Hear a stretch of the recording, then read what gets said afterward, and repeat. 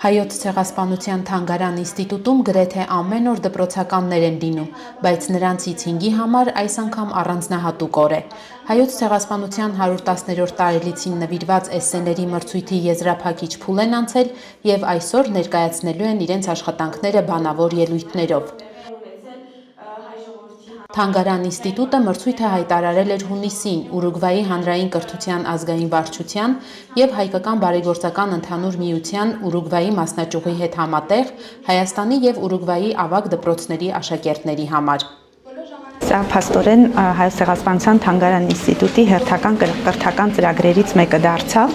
Առաջին անգամ այն իրականացվել էր Ուրուգվայում հանրակրթական դպրոցի բարձր դասարանի աշակերտների շրջանում։ Նպատակը նրանց ծանոթացնելն էր հայոց ցեղասպանությանը եւ անցյալ տարվա հաղթողը իր մենթոր ուսուցչի հետ եկել էին Հայաստան այցելության եւ այցելեցին նաեւ Հայոց ցեղասպանության թանգարան ինստիտուտ, որտեղ հաղթող աշակերտուհին ներկայացրեց իր էսսեն եւ հենց այդ տարի որոշում կայացվեց, որ այս տարի էսսեն կկազմակերպվի նաեւ Հայաստանում։ Մրցույթն անց է կացվել 4 փուլով։ Սկզբում թանգարան ինստիտուտի մասնագետներն ընդունել են դիմումները, մասնակիցներին տրամադրել նյութեր էսսեի կառուցվածք եւ գրելու տեխնիկա, բանավոր պաշտպանության հմտություններ թեմաներով։ Երկրորդ փուլում երեխաներն ուղարկել են իրենց գրավոր էսսեները, որոնցից ընտրվել է 10 աշխատանք։ 10 գրավոր էսսեների ընտրության փուլից հետո, որոնք արդեն անցան կիսաեզրափակիչ փուլ, հեղինակները էսսեների ներկայացրեցին նաև փոքրիկ տեսախոլովակի տեսքով իրենց էսսեները,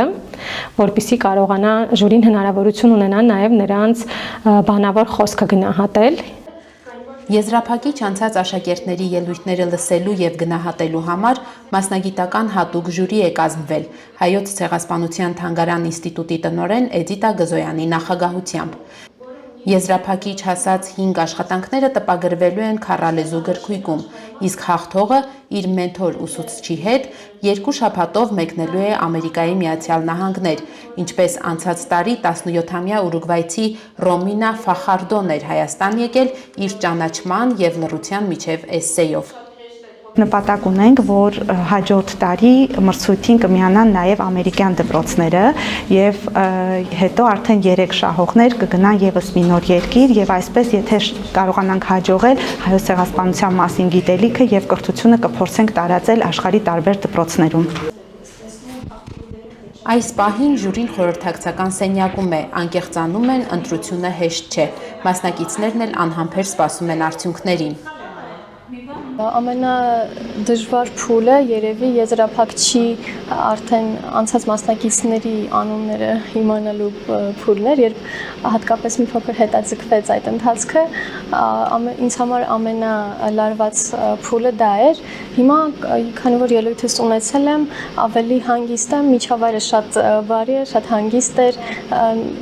ոչ մի լարվածություն չեմ ունեցել ընթացքում։ Նախ եւ առաջ հետազոտական հմտությունները բավականին զարգացրեցի, քանի որ էսսե գրելը պահանջում է մեծ ռեսուրսներ, հետազոտություն, որպեսզի ավելի ճշգրիտ ինֆորմացիա հայտնենք մեզ լսողներին եւ կարդացողներին, ինչպես նաեւ մենթորի հետ աշխատանքը, այդպես պատումները, ինչպես նաեւ սայիկաշեր պատրաստելը, ներկայացնելը մեծ փորձ էր իմ համար։ Ահա եւ հայտարարվում են մրցույթի արդյունքները։ Բոլոր ուսուցիչները ստանում են շնորհակալագրեր, աշակերտներից 2-ը մասնակցության վկայագրեր, առաջին 3 տեղեր զբաղեցրածները պատվոգրեր եւ նվերներ։ Մրցույթի հաղթող է ճանաչվում Ռուզաննա Նիկողոսյանը Արմավիրի մարզի Բաղրամյան համայնքի ավագ դպրոցից։ Ոգի երջանիկ է, որ հասայի նպատակին, որ այսօր իմ նախնիներին կհիշեն ու կկարդան իրենց մասին։ Ռուզաննան մեծ պապի պատմության հետքերով էր գնացել։ Միքարբեր Անիից իր էսսեն նա կներկայացնի Ամերիկայի Միացյալ Նահանգների ավագ դպրոցների իր տարեկիցներին եւս։